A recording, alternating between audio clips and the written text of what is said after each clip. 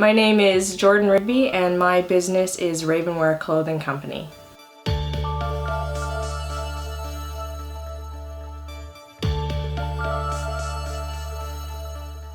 My official business plan is for gothic clothing because it's a pretty big market for women over the age of 25.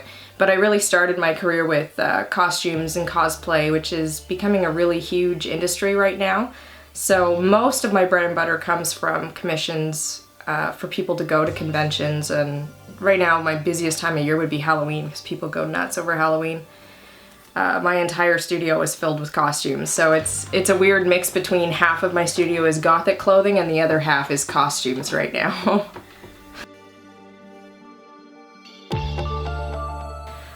Some of the struggles I faced when starting out my business, mostly it was I had to work multiple jobs while starting the company, so it would be a lot of late nights, getting up at 6 in the morning to go to work, then go to a second job, then come home and sew until 3 in the morning and then start the process all over again. It was kind of like running on a treadmill where you're not really getting anywhere. That combined with the amount of money that it takes to start up a company, it was very slow going. I'd have to invest just a little bit at a time here and there.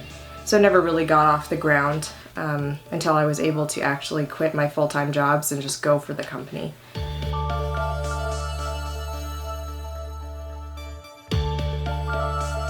I used to think that I wanted to be an artist. I went to OCAD to be an art teacher, and I've always sewn. I was in a fashion class in high school, but I never thought it was going to be a viable career choice. But then art school wasn't panning out. I just wasn't really passionate about it, so I left. I had a bunch of friends getting into costuming and all of that stuff, and they all wanted outfits to go out for Halloween or go to conventions, and they all had me make their outfits for them. I kind of rekindled my passion for design.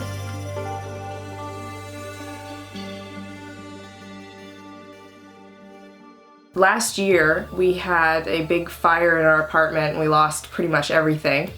And it was kind of a blessing in disguise because I had to move back in with my mom, not exactly an ideal thing to have to do, but I was able to quit my job and decided at that time that I was going to go for it once and for all and make it happen.